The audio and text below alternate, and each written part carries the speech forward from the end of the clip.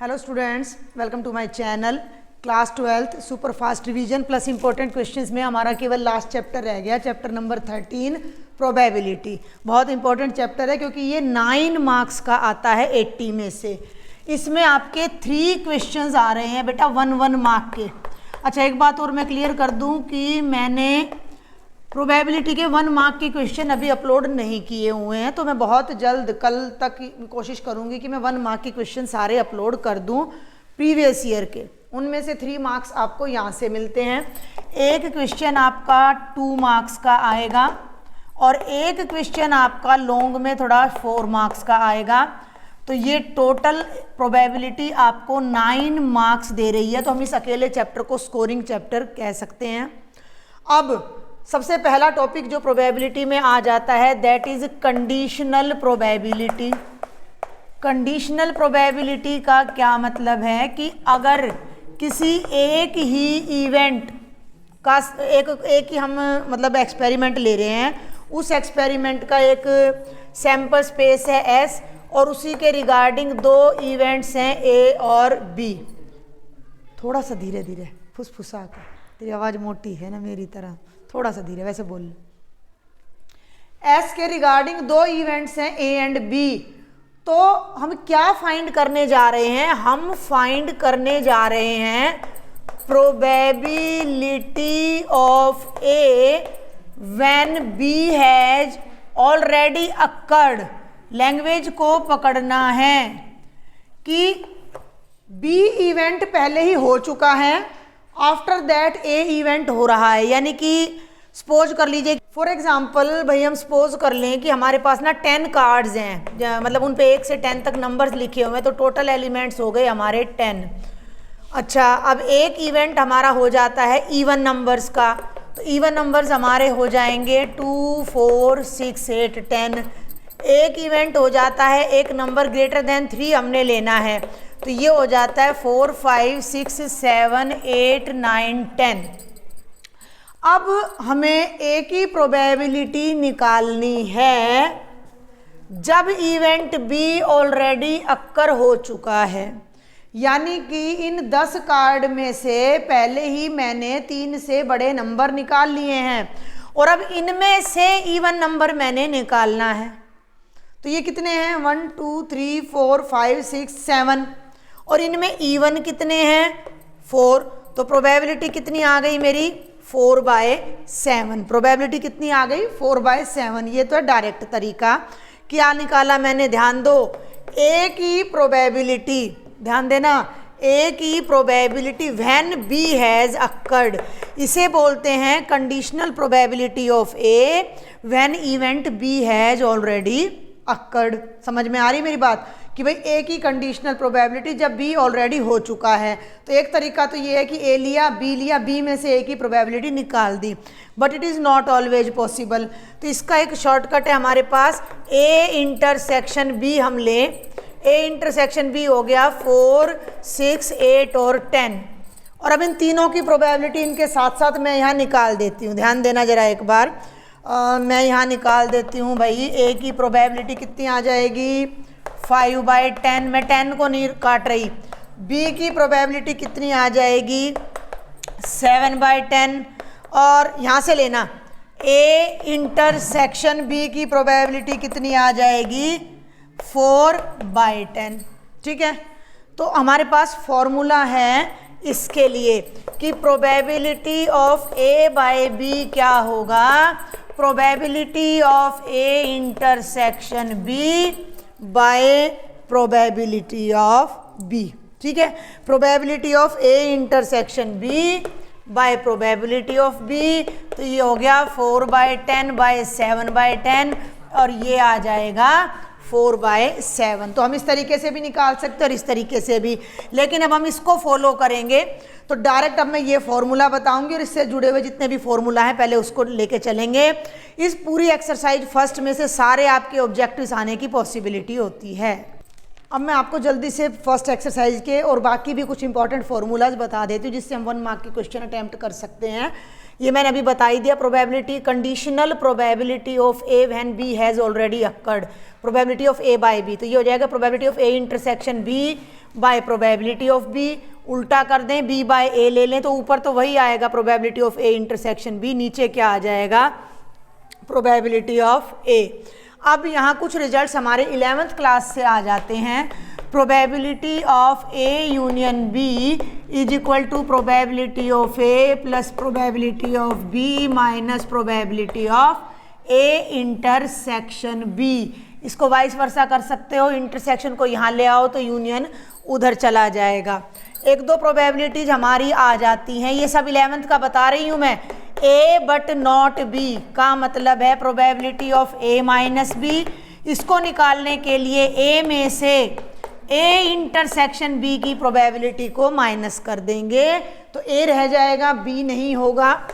अगला है probability of B, language भी बता रही हूँ, but not a. It means हमें निकालनी है बी माइनस ए की प्रोबेबिलिटी। तो अगर हम बी की प्रोबेबिलिटी में से ए इंटरसेक्शन बी यानी कॉमन पार्ट हटा देते हैं तो बी माइनस ए हमारा पेंडिंग रह जाएगा। यहीं से इस रिजल्ट, पहले इसका एक एग्जांपल ले लेते हैं। देखो मैं फिर बता दूं, फर्स्ट एक्सरसाइज में 1 मार्क के क्वेश्चन आएंगे जो मैं बहुत जल्द वीडियो अपलोड करने वाली हूं। सिर्फ एक क्वेश्चन में 4 प्रैक्टिस आपको बता रही हूं। एक्सरसाइज का ही है 3rd क्वेश्चन की प्रोबेबिलिटी ऑफ ए आपकी 0.8 है, प्रोबेबिलिटी ऑफ बी आपकी 0.5 है, प्रोबेबिलिटी ऑफ बी बाय ए आपकी 0.4 है। घुमा के कैसे भी क्वेश्चन आ सकता है। 3 चीज़ें आपने फाइंड करनी है, probability of A intersection B, दूसरा आपने फाइंड करना है probability of A by B. Am I right? हाँ जी, ये 1 मिनट, हमने क्वेश्चन कौन सा लिया है, बिल्कुल ठीक है। और तीसरा हमने निकालना है probability of A union B. ठीक है, यहाँ से आपको सारे कॉन्सेप्ट क्लियर हो जाएंगे। थोड़ा ध्यान से देखेंगे भाई, हमें b बाय ए की प्रोबेबिलिटी पता है और ये b बाय ए का फॉर्मूला है। Probability of b by A क्या है, फॉर्मूला देखो, probability of A intersection b by probability of A. b by A की वैल्यू कितनी है, 0.4। ए इंटरसेक्शन b की प्रोबेबिलिटी हमें नहीं मालूम, a की प्रोबेबिलिटी कितनी है, 0.8। क्रॉस मल्टीप्लाई कर दो तो ए इंटरसेक्शन बी की प्रोबेबिलिटी आ जाएगी, 8 4 जा 32 और ये आ जाएगा 0.32 is equal to probability of A intersection B. हो गया, ये आ गया। अब ए बाय बी पे आ जाओ। Probability of A by B ये फॉर्मूला है। इंटरसेक्शन की प्रोबेबिलिटी कितनी है देख लो, 0.32, यहाँ फोकस करना। बी की प्रोबेबिलिटी कितनी है, 0.5। ठीक है, इसको अपना डिवाइड कर लेना, ये आ जाएगा 32/50 आना चाहिए। ठीक है, और 2 1 जा 2, 2 6 जा 12, 2 2 जा 2 5 जा 16/25 आएगा। डेसिमल में अपने आप बदल लेना, 0.6 समथिंग आएगा। और लास्ट पे आ जाओ ए यूनियन बी। तो ए यूनियन बी का फॉर्मूला ये रहा, अब यहाँ फोकस कर लो तो ये मेरा तीसरा पार्ट आ जाएगा। Probability of A union B is, probability of A कितनी है, 0.8, प्रोबेबिलिटी ऑफ बी कितनी है, 0.5 माइनस ए इंटरसेक्शन बी कितना है, अभी आया है, where is A intersection B, this is 0.32। 8 और 5 13, 1.3 माइनस 0.32, 1.3 जीरो लगा के 0.32, ये आ जाएगा 0.98। तो इसमें 1 मार्क में 99% आपको ये स्टेटमेंट गिवन होंगी। आपको सिर्फ घुमा फिरा कर ऐसा कोई एक पार्ट आपसे पूछा जाएगा। ठीक है, अभी एक बात और मुझे यहाँ याद आ गई, डी मॉर्गन्स लॉ का भी, ये तो हो गया, ये तो सब मैंने बता दिया। एक डी मॉर्गन्स लॉ का भी ना यहाँ पे यूज होता है। अब आपके पास आ जाए कि probability of A complement union B complement निकालो, A bar union B bar, neither A nor B, neither A nor B. तो इसका मतलब हो जाएगा ए इंटरसेक्शन बी का कॉम्प्लीमेंट और ये हो जाएगा 1 minus probability of A intersection B. एक बड़ा फेमस सा रिजल्ट है जो हम 10th क्लास से करते आ रहे हैं, प्रोबेबिलिटी 10th के 9th से ही, probability of A plus probability of A bar is equal to 1। ये छोटी छोटी बातें पूरा चैप्टर रिवाइज करने में बड़ी मदद करेंगी। किसी इवेंट के होने की और ना होने की प्रोबेबिलिटी का सम कितना आता है, 1 आता है। Is it clear? और ये आ गया। ऐसे ही अगर मैं बात करूं A complement intersection B complement, तो ये हो जाएगा ए यूनियन बी का कॉम्प्लीमेंट, और ये हो जाएगी 1 minus probability of A union B. अगर हमें आइडेंटिटी याद है तो हमें इसकी प्रोबेबिलिटी निकालने के लिए यूनियन की निकालनी पड़ेगी, उसको 1 में से माइनस करेंगे, ये आ जाएगा। And same here. तो ये कुछ रिजल्ट्स थे फर्स्ट एक्सरसाइज में जो यूज हो रहे हैं, या सेकंड थर्ड में जहाँ भी यूज़ होंगे मैंने आपको बता दिए हैं। ये सब आपको 1 मार्क का क्वेश्चन सॉल्व करने में हेल्प करेंगे। तो फर्स्ट एक्सरसाइज का कोई भी क्वेश्चन जो प्रीवियस ईयर बोर्ड में आ रहा होगा तो अभी मैं इनको कवर कर दूंगी। बाकी एनसीईआरटी के 1 मार्क के सारे आपने करने हैं। आगे बढ़ते हैं, मल्टीप्लिकेशन थ्योरम ऑन प्रोबेबिलिटी। अगला टॉपिक है बेटा multiplication theorem on probability. 2 result आएंगे इस एक्सरसाइज में। पहला मल्टीप्लिकेशन थ्योरम ऑन प्रोबेबिलिटी जो कि कंडीशनल प्रोबेबिलिटी का ही पार्ट है। क्या कहता है कि probability of A by B is equal to probability of A intersection B by probability of B. अभी हमने देखा है, इसको हम इधर ले आते हैं, तो ये हो जाएगा probability of B into probability of A by B is equal to probability of A intersection B. इसको मैं ऐसे कर देती हूँ, थोड़ा सा ध्यान से समझना। Probability of A intersection B, A एक इवेंट है, बी एक इवेंट है, दोनों की इंटरसेक्शन की प्रोबेबिलिटी निकाल रहे हैं और दोनों इंडिपेंडेंट नहीं है। भाई 52 कार्ड्स हैं, उनमें से एक कार्ड निकाला और उसको वापस नहीं रखा। एक बैग में बहुत सारी बॉल्स हैं, उनमें से एक बॉल निकाली और वो बॉल वापस नहीं रखी उस कलर की, तो जो टोटल पे था वो इफेक्ट आ गया ना। 52 कार्ड्स हैं आपके पास, 52 पत्तों में से एक पत्ता मैंने निकाल लिया, वापस नहीं रखा, तो अगले इवेंट के लिए तो कार्ड 51 रह गए ना, 51 रह गए ना। Means the first event is affecting the second event.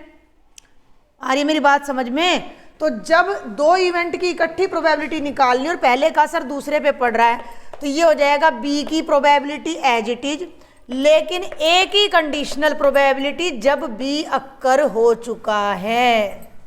इसी तरह हमने देखा था उल्टा सीधा वाइस वर्सा ए की वो है ये probability of A intersection B by probability of A. इसको इधर ले जाओ तो ए इंटरसेक्शन बी का मतलब दोनों की इकट्ठी प्रोबेबिलिटी। कब? उसमें पहले ए की प्रोबेबिलिटी और बी की प्रोबेबिलिटी जब ए अक्कर हो चुका है। इस पूरे रिजल्ट का एक ही मतलब है कि पहले ए इवेंट अक्कर हुआ, यानी पहले मैंने एक कार्ड निकाला और मैंने अगर उसको डेक में वापस नहीं रखा तो मेरे अदर इवेंट्स के लिए 51 कार्ड्स रह जाते हैं। वो होगा मेरा इवेंट बी जो ए की वजह से अफेक्टेड हो रहा है। तो जब दोनों इवेंट्स की इकट्ठी प्रोबेबिलिटी हम निकालेंगे, इंटरसेक्शन की निकालेंगे या फर्स्ट इनटू सेकंड इवेंट की निकालेंगे, तो वो क्या हो जाएगी कि फर्स्ट इवेंट की प्रोबेबिलिटी तो एज इट इज रहेगी, बट सेकंड की कंडीशनल प्रोबेबिलिटी आ जाएगी ड्यू टू फर्स्ट वन। और इसको जनरलाइज भी कर सकते हैं। जनरलाइज का मतलब ये 3-4 इवेंट हैं, A1, A2, A3, A4 है मान लो, तो मैं इसको लिख सकती हूँ A1 की प्रोबेबिलिटी, फिर A2 की प्रोबेबिलिटी जब A1 हो चुका है, फिर A3 की प्रोबेबिलिटी जब A1, A2 हो चुका है, A4 की प्रोबेबिलिटी जब A1, A2, A3, A4 सब हो चुका है। तो ये है मल्टीप्लिकेशन थ्योरम ऑफ प्रोबेबिलिटी। और इसी में आ जाता है कि अगर 2 इवेंट इंडिपेंडेंट हैं, 2 इवेंट अगर इंडिपेंडेंट हैं तो पहले का असर दूसरे पे नहीं पड़ेगा, तो वहाँ आपका जो रिजल्ट है ए इंटरसेक्शन बी की प्रोबेबिलिटी हो जाती है probability of A into probability of B. और इसको आप ऐसे भी लिख सकते हो कि probability of A B is equal to probability of A into probability of B. ये है इंडिपेंडेंट इवेंट्स का हमारा रिजल्ट और ये है हमारी मल्टीप्लिकेशन थ्योरम ऑफ प्रोबेबिलिटी। और अगर इवेंट ए और बी आपस में इंडिपेंडेंट है, सुन लो ध्यान से, इफ, अभी मैं रिजल्ट्स बता रही हूँ, न्यूमेरिकल्स अभी नहीं कराए हैं मैंने। If A and B are independent events, तो ए बार और बी भी इंडिपेंडेंट होंगे, ए और बी बार भी इंडिपेंडेंट होंगे, और ए बार एंड बी बार भी इंडिपेंडेंट होंगे। मतलब जो ये रिजल्ट इन पे अप्लाई हो रहा है ना, वो ए बार और बी पे भी अप्लाई हो जाएगा, ए और बी बार पे भी अप्लाई हो जाएगा, और ए बार एंड बी बार पर भी अप्लाई हो जाएगा। ठीक है, अब इसका जल्दी से एक न्यूमेरिकल ले रही हूँ सिर्फ आपकी प्रैक्टिस के लिए।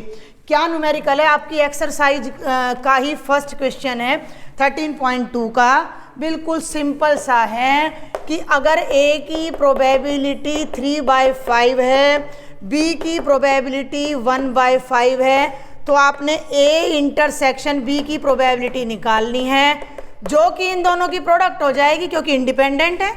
अगर इंडिपेंडेंट नहीं होते तो ये वाला रिजल्ट लगता, तो ये हो जाएगा 3/5 इंटू 1/5 यानी कि 3/25। अभी 3 क्वेश्चन मैंने यहाँ पर बोर्ड पर लिखे हैं, और एक बात और मैं आपको बता दूं कि जो अभी मैंने 13.2 का फर्स्ट क्वेश्चन कराया है वो भी 2015 और 18 में बोर्ड में आया हुआ है, और ये भी आपके सभी 13.2 के ही क्वेश्चन हैं। 1-2 कोई 11th क्वेश्चन है, 1-2 बाहर से हैं, तो सभी इन दोनों टॉपिक्स पर हैं। बड़े आराम से हम इनको देखते हैं। 2-2 नंबर में हैं, तो 2 नंबर का एक क्वेश्चन आएगा, 3 नंबर के एक आएंगे, तो 5 नंबर तो आप बहुत इजीली पहली 2 एक्सरसाइज में से 5 नंबर आप स्कोर कर सकते हो। सुन रहे हो मेरी बात? कि पहली 2 एक्सरसाइज सारे MCQ और में से आप मतलब करने के बाद 3 नंबर एक के और 2 ये 5 number, 5 marks you can score. अगर 4 का आपका रह भी जाता है, नहीं समझ आ रहा है बेस थ्योरम या मीन वगैरह, तो ठीक है। चलिए, if A and B are 2 independent events, independent बता दिया यानी कि ए इंटरसेक्शन बी की प्रोबेबिलिटी उनकी प्रोडक्ट के इक्वल है। ए की प्रोबेबिलिटी 0.3 है, बी की प्रोबेबिलिटी 0.6 है, तो हमें ए और बी, और का मतलब यूनियन की प्रोबेबिलिटी निकालनी है। यूनियन की तब निकलेगी जब इंटरसेक्शन की आ जाएगी। दूसरा ये निकालना है। देखें भाई, क्वेश्चन नंबर 1 सीधा मैं शॉर्टकट में कराऊंगी। ए इंटरसेक्शन बी की प्रोबेबिलिटी हो जाएगी इन दोनों की प्रोबेबिलिटी की product, because A and B are independent events. समझ में आ गई बात? तो ए की प्रोबेबिलिटी हो गई 0.3 है भाई, ये दिख रहा है ना, और बी की हो गई, नहीं वो वाला है क्वेश्चन, बी की हो गई 0.6, 6 3 जा 18, तो ये हो गई 0.18। किसकी आ गई है? ए इंटरसेक्शन बी की। हमें निकालनी किसकी है? ए और बी की। ए और बी का मतलब है ए यूनियन बी, और यूनियन की प्रोबेबिलिटी क्या होती है? Probability of A plus probability of B minus probability of A intersection B. तो ए की प्रोबेबिलिटी कितनी है? 0.3, बी की कितनी है? 0.6, और इंटरसेक्शन की कितनी है? 0.18। ये हो गया 0.9 माइनस 0.18। 90 में से 18 घटा दो, डेसिमल के बाद यहाँ 9 है ना, एक 0 और लगा दो, 90 आ जाएगा। 90 में से 18 माइनस कर दो, 72, और ये पॉइंट लगा के 0 लगा दो। दूसरा है बी एंड नॉट ए। दूसरा पार्ट देखो, probability of B and not A का मतलब है probability of B minus A. इसका फॉर्मूला मैं स्टार्टिंग में बता चुकी हूँ। प्रोबेबिलिटी ऑफ बी माइनस में से ए इंटरसेक्शन बी माइनस कर दो। बी की प्रोबेबिलिटी 0.6 है। मैं अगर वैल्यू पुट करने में मिस्टेक कर जाऊं तो आपने ध्यान दे लेना है। माइनस ए इंटरसेक्शन बी की प्रोबेबिलिटी 0.18 है। 6 के पीछे 0 लगाओ, 60 में से 18 माइनस कर दो। 60 में से 10 गए, 50 में से भी 8 गए, 42, तो 0.42। ये दोनों हमारे फर्स्ट पार्ट के आंसर आ जाएंगे, जो कि मैंने पूरी डिटेल में बता दिए हैं। ये 13 और 19 में आया था क्वेश्चन। अगला जो मैं करवाने जा रही हूँ वो भी 13 और 19 में ही डिट्टो आया है। यहाँ से पार्टीशन कर लो, एक तो आपको समझ आ जाए। क्लियर है? दूसरे पे आ जाओ। दूसरे पे आ जाओ तो ए की प्रोबेबिलिटी 0.3 है, बी की 0.5, ए और बी निकालना है। यहाँ 5 कर दो, ये कितना हो जाएगा 15 हो जाएगा। ए और बी निकालनी है तो बिल्कुल वही फॉर्मूला लगेगा, 0.3 प्लस 0.5 0.15। इसको सॉल्व कर लो, ये हो जाएगा 0.8 माइनस 0.15, 80 में से 15 घटा दो 65 आ जाएगा, तो ये बन जाएगा 0.65। और इस पे आ जाओ, अब यहाँ ध्यान देना, ए एंड नॉट बी निकालना है, ए एंड नॉट बी, यानी कि ए आगे बी पीछे, मतलब हमें निकालना है probability of A minus B, मतलब हमें निकालना है प्रोबेबिलिटी ऑफ ए में से इंटरसेक्शन को माइनस करना है। ए की प्रोबेबिलिटी वही 0.3 है, इंटरसेक्शन की 0.15 है, 30 में से 15 जाएंगे तो 15 ही आएगा, 0.15। ये दोनों हमारे आंसर आ जाएंगे। एंड एट लास्ट थर्ड को ध्यान से देखना, ये वाला हमारा 15 और 18 नहीं, 15 और 18 में तो फर्स्ट आया, ये 10, 11 और 17 में आया है। ये वाला क्वेश्चन 2010 में, 11 में और 17 में आया है, जिसको मैं अब करवाने जा रही हूँ। स्टेटमेंट पे ध्यान दे सभी बच्चे। नॉट ए की प्रोबेबिलिटी 0.4 है, नॉट ए का मतलब ए बार की है, तो ए की कैसे निकलेगी, ए की प्रोबेबिलिटी हो जाएगी 1 माइनस ए बार की प्रोबेबिलिटी। ए बार कितना है 0.4, तो भैया ये 0.6 हो जाएगी ए की प्रोबेबिलिटी। बी की तो हमने निकालनी है, और ये दे रखी है यूनियन की probability, probability of A union B 0.7। अब इंटरसेक्शन भी नहीं है, क्या ही करें, ध्यान से देखना, बहुत इंपॉर्टेंट क्वेश्चन है। Probability of A intersection B is equal to probability of A plus probability of B minus probability of A union B. हम सबको पता है, हमने मान लिया कि बी की प्रोबेबिलिटी कितनी है, x है, जो हमने निकालनी फाइंड करनी है। दूसरी बात पे ध्यान दो, ए और बी इंडिपेंडेंट है, और जब दो इवेंट इंडिपेंडेंट हो तो इंटरसेक्शन की जो प्रोबेबिलिटी होती है वो उनकी प्रोडक्ट हो जाती है, ठीक है। Is equal to probability of A रख दो, कितनी है 0.6, बी की x है, यूनियन की कितनी है 0.7। ए की वैल्यू भी रख दो, यहाँ पे मैं साथ के साथ रख रही हूँ, एक लाइन को मैं बंक कर रही हूँ। यहाँ ए की आ रही है 0.6 और ये x 0.6x, कॉन्स्टेंट्स को इधर ले आओ, चाहे x को इधर ले आओ, 0.6x माइनस x, और 0.6 माइनस 0.7 माइनस का 0.1 आ जाएगा, साथ में 6 गया एक माइनस का, एक में से 0.6 को माइनस करोगे तो 0.4x is equal to minus का 0.1, माइनस से माइनस कैंसिल, ये 0.4 डिनोमिनेटर में आ जाएगा, 0.1 बाय 0.4, 1/4, 1/4 का मतलब 0.25 आ जाएगी बी की probability. This is very important. फिर बता दूं 2010, 11 और 17 3 बार ये क्वेश्चन 2 मार्क्स में आपका पूछा गया है। तो ये कुछ क्वेश्चंस मुझे दिखे जो कि हमने 13.1 और 2 में से देखे हैं 2 मार्क्स के लिए। 1 मार्क के वीडियो भी मैं अपलोड करने वाली हूँ बहुत जल्द, तो 3 नंबर आपके वहाँ से पक्के हो जाते हैं, कंफर्म हो जाते हैं। ये 2 क्वेश्चन और मिले हैं बेटा मुझे प्रीवियस ईयर से, ये वाला 9 और 14 में आया, 13.1 का 12th क्वेश्चन है, 13.1 पूरी अपलोड है मेरे चैनल पर, वहाँ से देख लेना। और ये भी मैं बस मेन आपको बताऊंगी कि ए की प्रोबेबिलिटी 1/2 है, ए यूनियन बी 3/5 है, बी की मान लिया पी है, तो अगर दोनों म्यूचुअली एक्सक्लूसिव हैं तो पी निकालो, दोनों इंडिपेंडेंट है तो पी निकालो। ये 9 और 12 में आया, 13.2 का 7th क्वेश्चन है, करवा रखा है मैंने ये भी। म्यूचुअली एक्सक्लूसिव इवेंट्स क्या होते हैं? म्यूचुअली एक्सक्लूसिव इवेंट्स होते हैं जिनमें इंटरसेक्शन 0 हो जाती, एम्प्टी हो जाती है।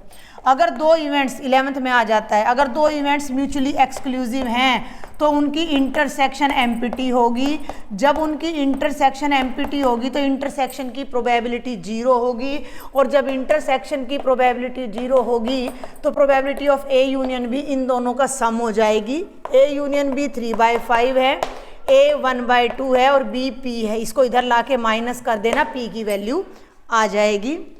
दूसरे केस में ये कहता है कि अगर ये इंडिपेंडेंट है तो इंडिपेंडेंट वाला अभी मैंने एक्स लेके कराया है, इधर लेफ्ट राइट लाना है और उस तरीके से ये क्वेश्चन आपने करना है। इसके अलावा और मुझे शॉर्ट में 1 और 2 में से 4 मार्क्स का नहीं आएगा, कहीं आप सोचे पार्ट्स में आ जाए, क्योंकि बहुत टॉपिक्स है हमारे पास, बेस थ्योरम है, मीन है, वेरिएंस है, बाइनोमियल डिस्ट्रीब्यूशन है, उन सब में से हमारा 4 मार्क्स का क्वेश्चन आएगा। तो इन फर्स्ट 2 एक्सरसाइज में से 2 मार्क्स के जितने मुझे प्रीवियस ईयर के दिखे हैं मैंने करा दिए हैं, सब चीज़ें मैंने उसमें कवर करने की कोशिश की है। तो मुझे लगता है कि आपके 2 मार्क्स और 1 के 5 मार्क्स आपके यहाँ से कंप्लीट हो सकते हैं। अब हम आगे बढ़ते हैं। हमारा नेक्स्ट टॉपिक है बेटा बेस थ्योरम, मोस्ट इंपॉर्टेंट। एक क्वेश्चन आने की 99.999% पॉसिबिलिटी इसमें से हमारी रहती है। अभी मैं सैम्पल पेपर और इनको हाथ नहीं लगाया, उनमें से भी बताऊंगी कौन कौन से क्वेश्चन आपके आए हुए हैं। सबसे पहले तो ना बेस थ्योरम को समझ लो, पूरी डिटेल नहीं बताऊंगी। मान लीजिए एस कोई सैम्पल स्पेस है और उसमें कोई n इवेंट्स ऐसे हैं E1, E2, E3 जो कि पार्टीशन बना रहे हैं। पार्टीशन का मतलब है कि ये n के n event mutually exclusive and exhaustive है। मतलब एक्सक्लूसिव का मतलब क्या है कि E1 इंटरसेक्शन E2, या मैं इन शॉर्ट कहूँ EI इंटरसेक्शन EJ एम्प्टी है for all I and J। जितने भी हमारे आसपास मतलब यहाँ इवेंट्स हैं, हर एक की E1 की सबसे इंटरसेक्शन, E2 की सबसे, E3 की सबसे इंटरसेक्शन एम्प्टी है। और एग्जॉस्टिव का मतलब है कि जितने भी ये इवेंट्स हैं इन सब की अगर हम यूनियन करते हैं तो हमें हमारा सैम्पल स्पेस यूं का यूं मिल जाएगा। फॉर एग्जाम्पल हमने डाई को रोल कर दिया तो मेरे पास ये 6 मतलब एलिमेंट्स आएंगे। E1 इवेंट में मैंने ले लिया केवल प्राइम नंबर्स को 2, 3, 5। E2 में मैंने ले लिया केवल 1 को। E3 में मैंने ले लिया 3 से ग्रेटर E1 नंबर। अब तुम देखो, इसकी और इसकी इंटरसेक्शन एम्प्टी है, इसकी और इसकी इंटरसेक्शन एम्प्टी है, इसकी और इसकी इंटरसेक्शन एम्प्टी है। तीनों में कोई एलिमेंट कॉमन नहीं है, ये हो गया एक्सक्लूसिव। ठीक है। दूसरा, अगर मैं E1 union E2 union E3 करती हूँ तो आप देखो 1, 2, 3, 4, 5, 6 मेरा पूरे का पूरा सैम्पल स्पेस बनके तैयार हो जाता है। तो ये 3 इवेंट हम कहेंगे कि these 3 events are making a partition of sample space S। ये सैम्पल स्पेस S की पार्टीशन कर रहे हैं। क्लियर है। ये ऐसी एक नहीं, ऐसी इनफाइनाइट पार्टीशन हो सकती है किसी भी सैम्पल स्पेस की। तो आप बेस थ्योरम क्या कहती है कि अगर किसी सैम्पल स्पेस में n इवेंट्स ऐसे मिल जाएं जो उसकी पार्टीशन कर रहे हैं और A कोई और इवेंट है, भैया A कोई और इवेंट है सेम सैम्पल स्पेस का, A कोई और इवेंट है सेम सैम्पल स्पेस का, तो बेस थ्योरम क्या कहती है कि किसी इवेंट EI की conditional probability when A has already occurred क्या हो जाएगी, प्रोबेबिलिटी ऑफ EI। मान लो मैं इसको 1 ले लूँ, एक से बताती हूँ मैं, 1 ले लूँ और probability of A by E1, और नीचे इन सभी टोटल प्रोबेबिलिटी बोलते हैं। मैंने 13.3 बहुत अच्छे से पूरी की पूरी अपलोड की हुई है और बहुत डिटेल में बड़े प्यार से समझा रखी है। जिनके पास टाइम हो वो देख लीजिएगा, नहीं तो अब याद कर लीजिए, समझ लीजिएगा मेन बातों को। नीचे जो आती है वो हमारी टोटल प्रोबेबिलिटी होती है। मैं इसका एग्जांपल कराऊंगी तब और डिटेल में बताऊंगी।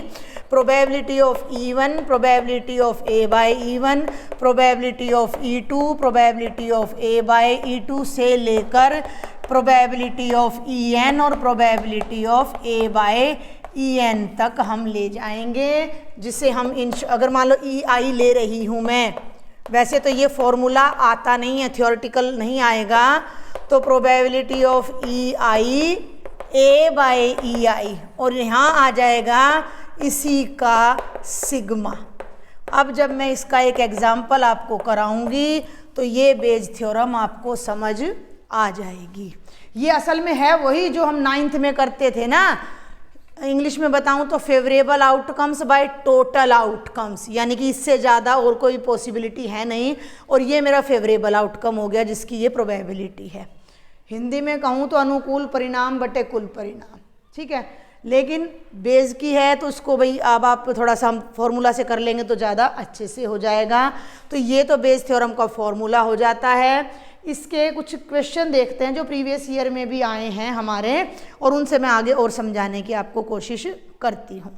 अभी मैं क्वेश्चन जो लेने जा रही हूँ 2020 में आया है, बहुत सिंपल सा क्वेश्चन है। देखो स्टेटमेंट बहुत बड़ी होती है तो मैं अवॉइड करूँगी स्टेटमेंट को लिखना। क्वेश्चन क्या कहता है कि एन अर्न कंटेन्स, ठीक है, तो मैं यहाँ थोड़ा शॉर्ट में बनाऊंगी। ये एक अर्न है जिसमें आपकी 5 रेड एंड 3 ब्लैक बॉल्स हैं, 5 रेड प्लस 3 ब्लैक बॉल्स हैं। ये अर्न नंबर 1 है थैला, और ये सेकंड अर्न है, और इसके अंदर ना 3 रेड प्लस 5 ब्लैक बॉल्स है। क्लियर है, आपको समझ आ रहा है। एन थोड़ा सा लिख देती हूँ मैं, थोड़ा सा मैं समझाने की भी कोशिश करूँगी। An urn is selected at random, एक अर्न को सिलेक्ट किया गया। A ball is drawn from it, पूरा नहीं लिख रही हूँ मैं, a ball is drawn DRAWN from it, जो भी अर्न सेलेक्ट किया उसमें से एक बॉल हमने बाहर निकाली। If the ball is black, अब कहानी को समझना, if the ball is black यानी बॉल का रंग मुझे पहले ही पता लग गया, then find the probability that it is from first urn, find the probability that it is from first urn. अब जरा कहानी को समझो। 2 थैले हैं मेरे आगे, 8 बॉल इसमें, 8 इसमें, 5 रेड 3 ब्लैक, 3 रेड 5 ब्लैक। एक अर्न चूज़ करना है, या तो मैं पहले को चूज़ करूँगी या दूसरे को, और तो कोई ऑप्शन है नहीं। देखो बेज का कैसे पता लगेगा कि मैंने बेज लगानी है। सबसे पहले तो थैला चूज़ करना है, तो 2 ही एक्सक्लूसिव और एग्जॉस्टिव इवेंट बन रहे कि या तो मैंने पहला बैग चूज़ करना है या मैंने दूसरा बैग चूज़ करना है। ठीक है, बात समझ में आ रही है आपको। तो भाई ये मैंने कोई एक्सपेरिमेंट किया, तो मैंने या तो बैग नंबर 1 चूज़ किया, ठीक है, और या फिर मैंने यहाँ पर बैग नंबर 2 चूज़ किया। अब बैग नंबर 1 को मैं E1 नाम दे रही हूँ, तो मेरी E1 की जो प्रोबेबिलिटी है, ध्यान देना भाई, मेरे आगे 2 थैले हैं, मैंने एक कोई थैला भी रैंडमली, मुझे नहीं पता कौन सा चूज़ किया, मिक्स इस तरह है कि मुझे दिख ही नहीं रहे हैं कि मैं फर्स्ट में हाथ डाल रही हूँ या सेकंड में। समझ में आ रही है बात। मैंने कोई भी एक थैला मुझे नहीं पता विच वन लिया, उसमें मैंने हाथ डाला, मेरे हाथ में गेंद आई और वो ब्लैक थी। मुझे बस इतना पता है कि मेरे हाथ में ब्लैक बॉल है। इस बात की क्या प्रोबेबिलिटी है कि वो फर्स्ट बैग में से थी, उल्टा इवेंट कि वो फर्स्ट बैग में से थी। समझ रहे हो मेरी बात को। तो अब देखो, मैंने फर्स्ट चूज किया तो प्रोबेबिलिटी हो गई 1/2, क्योंकि 2 ही बैग हैं, 2 में से एक बैग की प्रोबेबिलिटी 1/2। अगर मैं सेकंड बैग लेती हूँ और उस इवेंट को E2 नाम देती हूँ तो मेरी उसकी प्रोबेबिलिटी भी कितनी हो जाएगी, 1/2। कोई दिक्कत यहाँ तक। अगर मैंने पहले बैग में हाथ दिया और फिर मैंने रेड बॉल कौन सी निकाली, ब्लैक बॉल, ये जो ब्लैक बॉल मैंने निकाली है ना, बॉल इज ब्लैक, इसको मैंने A नाम दे दिया, मैंने इसमें हाथ डाला, इसमें हाथ डल गया और अब आई है ब्लैक बॉल बाहर, तो इसकी प्रोबेबिलिटी ध्यान देना, पहले बैग में हाथ डाल चुकी हूँ, हाथ तो डल चुका है, बैग तो सिलेक्ट हो चुका है, उसमें से ब्लैक बॉल आ रही है तो 3 है, 3/8। अब मैंने पहले में हाथ नहीं डाला तो भैया दूसरे में डाला, दूसरे में तो हाथ डल चुका, उसमें से ब्लैक बॉल बाहर लाई तो उसकी प्रोबेबिलिटी है 5/8। क्या इसके अलावा कुछ होगा? सुनना मेरी बात को, क्या इसके अलावा कुछ होगा? नहीं होगा ना। इनको मल्टीप्लाई करके या तो ऐसा हुआ है, या तो क्या हुआ है कि मैंने पहला बैग लिया और फिर उसमें से काली बॉल निकाली, या ऐसा हुआ कि मैंने दूसरा बैग लिया और उसमें से ब्लैक बॉल निकाली। या का मतलब एडिशन, तो इनकी एडिशन हो जाएगी और ये इंडिपेंडेंट, इन दोनों की प्रोडक्ट प्लस इन दोनों की, तो टोटल चांसेज, बहुत ध्यान से समझना, बोर्ड छोटा पड़ सकता है, टोटल प्रोबेबिलिटी या favourable outcome by total outcome जो तुम बोलते हो, टोटल आउटकम क्या होगा, पहला बैग लिया उसमें से काली बॉल निकाली, या का मतलब जमा, दूसरा बैग लिया, उसमें से काली बॉल निकाली, इसके अलावा कुछ भी नहीं कर सकती मैं। हो गया। अब आगे बढ़ें। अब हमें करना क्या है, अब हमें उल्टा चलना था। उल्टा देखो, मैंने तुम्हें सिंपल बताया था, किसी भी इवेंट की, एक सवाल पे मैं टाइम लगाऊंगी, किसी भी इवेंट की जो प्रोबेबिलिटी होती है वो +1 में हमने पढ़ी थी, number of E by number of S, favourable outcome by total outcome, अनुकूल परिणाम बटे कुल परिणाम। तो फेवरेबल टोटल आउटकम्स तो ये हो गए हमारे, समझ में आ गई बात। कोई सिंपल सा इवेंट नहीं है कि 6 आउटकम आ जाएंगे, मतलब इससे ज़्यादा कुछ हो नहीं सकता। अब ये है हमारा फेवरेबल आउटकम। फेवरेबल आउटकम क्या है? फेवरेबल तो ये है कि मैं पहले थैले में हाथ डालूं और मुझे ब्लैक बॉल मिल जाए। बात को समझना। फेवरेबल आउटकम, जो इवेंट मुझे चाहिए, उसकी प्रोबेबिलिटी क्या थी कि पहले बैग में से बॉल आई हो, तो वो ये है 1/2 × 3/8। इसको इससे डिवाइड कर दो तो मेरी प्रोबेबिलिटी आ जाएगी।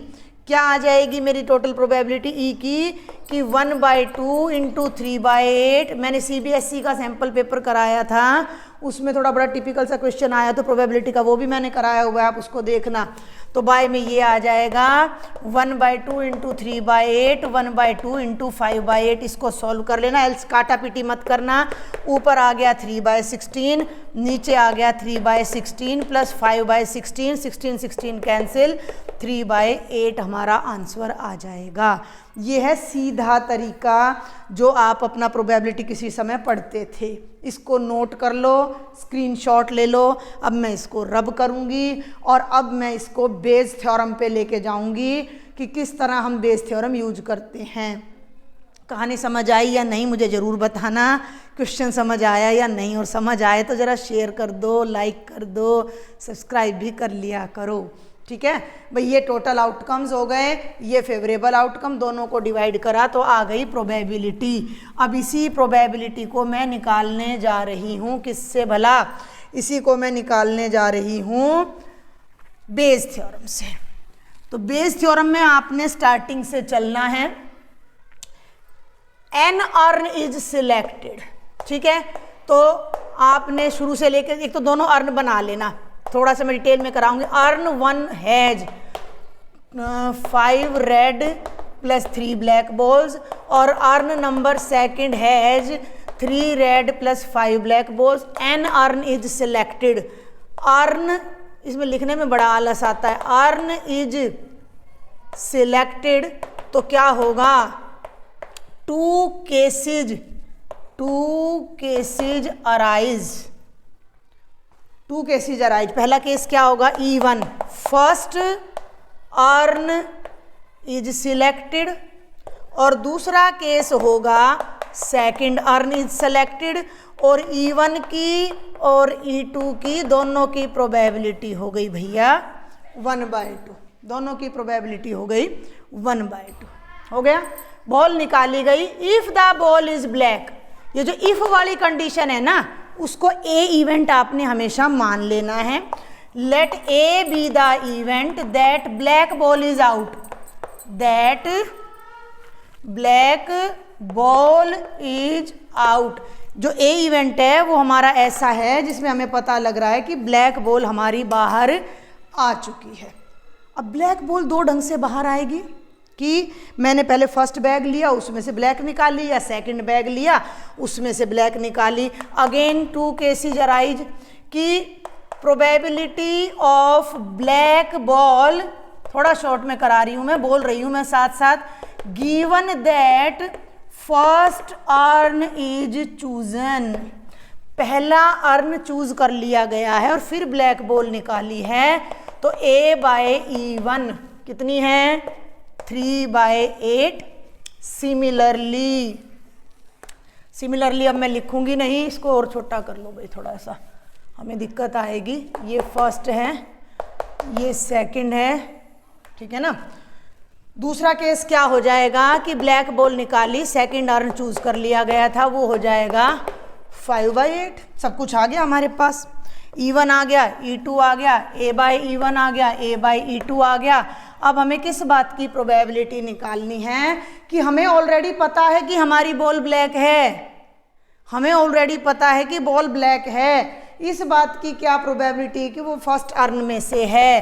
तो पहले ऊपर लिख दो, using Bayes theorem probability that ball is from first urn given that it is black. Already पता है कि ब्लैक है, गिवन दैट कंडीशनल प्रोबेबिलिटी हमने कर ली, फर्स्ट अर्न में से हमने निकालनी है, तो E1 बाय ए। फॉर्मूला याद है आपको, probability of E1 probability of A by E1, फिर यही चीज नीचे आ जाएगी A बाय E1 और E2 है तो ये आ जाएगा प्रोबेबिलिटी ऑफ E2 इनटू में A by E2। Put the values and solve it. E1 की हो जाएगी 1/2, देख लो, A बाय E1 की हो जाएगी 3/8 और इसको अपने स्क्रीनशॉट से मिला लेना बाद में। सेम क्वेश्चन है 1/2 इंटू 3/8, 1/2 इंटू 5/8, सारा सॉल्व करोगे तो 3/8 आपका आंसर आ जाएगा। मैंने पूरी कोशिश की है कि मैं आपको बेस थ्योरम अच्छे से समझा सकूं। अभी इसके कुछ क्वेश्चन और देखते हैं। देखो बेटा, अभी जो क्वेश्चन मैंने आपको कराया है बिल्कुल उसी का डिट्टो है 13.3 का क्वेश्चन नंबर 2, जो कि वो भी 2020 में आया था, तो आप अपने आप कर लेना। अब जो क्वेश्चन मैं आपको कराने जा रही हूँ वो आया है 2012 और 2020 में, ठीक है। जो मैं कराने जा रही हूँ ये 2012 में और 2020 में आया है। ये 13.2 का क्वेश्चन नंबर 8 है। तो स्टेटमेंट के लिए अपनी बुक खोल लो, सामने रख लो and I will read the statement. A factory has 2 machines A and B. ध्यान देना भाई, एक फैक्ट्री में 2 मशीनें हैं, एक ए है और एक बी है। Past record shows that machine A produced 60% of the items of output and B produced 40% of the item। जितना कंपनी का प्रोडक्शन हो रहा है उसमें से 60% आइटम इस मशीन से बन रहे हैं एंड 40% आइटम्स मशीन बी, मतलब अगर 100 आइटम उस कंपनी में बन रहे हैं तो 60% ए बना रही, 40 बी। फर्दर उसके बाद क्या हुआ, 2% of the items produced by machine A and 1% of the item produced by machine B were defective. भाई ए मशीन ने जितने आइटम बनाए थे, ए मशीन ने ये आइटम बनाए, 60% आइटम बनाए, जितना भी माल बना इस माल में से 2% आइटम डिफेक्टिव निकल आए और मशीन बी ने जितने भी आइटम बनाए थे उनमें से 1% आइटम डिफेक्टिव, उनमें कुछ गड़बड़ हो गई। क्लियर है, स्टेटमेंट में कुछ भी नहीं है। All the items are put into one stock pile, सारे आइटम एक जगह ढेर लगा दिए गए and then one of the item is chosen at random. सबका यहाँ ढेर लग गया और उसमें से एक आइटम को उठा लिया गया। क्लियर है यहाँ तक। And it is found to be defective. Found to be, पहले ही पता लग गया कि वो डिफेक्टिव है। जो आइटम हमें मिला वो क्या मिला, डिफेक्टिव। यानी जो आइटम हमें डिफेक्टिव मिला ये इवेंट ए हो जाएगा। उस ए पे मत जाना, वो मशीन ए है, ये इवेंट ए है। What is the probability that it was produced by machine B? ढेर सारे आइटम्स थे, उनमें से एक आइटम लिया जो कि डिफेक्टिव निकल गया, पहले ही पता लग गया डिफेक्टिव है। इस बात की क्या पॉसिबिलिटी है कि वो आइटम मशीन नंबर बी ने प्रोड्यूस किया था। सबसे पहले तो हमने 2 mutually exclusive and exhaustive events लेने, ये सारी डिटेल आप नोट कर लेना, मुझे यहाँ स्पेस चाहिए। ये 9वां क्वेश्चन है शायद आज के लेक्चर का, मे बी के 10th भी हो। कि सबसे पहले तो E1 इवेंट हमने ले लिया कि कोई आइटम्स हैं that is produced by machine A और E2 है item is produced by machine B. तो मशीन ए प्रोड्यूस कर रही है 60%, 60% का मतलब 60/100, 23 जा 25 जा, और सेकंड कितना हो जाएगा 40, यानी कि 2/5। और जो डिफेक्टिव आइटम चूज किया गया, a defective item is chosen, a defective item. एक एक क्वेश्चन मैंने बहुत अच्छे से बल्कि नोटबुक में करवा रखा है, एक एक बात को बड़ी बारीकी से बताते हुए। तो कोई डाउट हो तो आप एक बार उस लेक्चर को देख लेना। और डिफेक्टिव आइटम इज चूजन।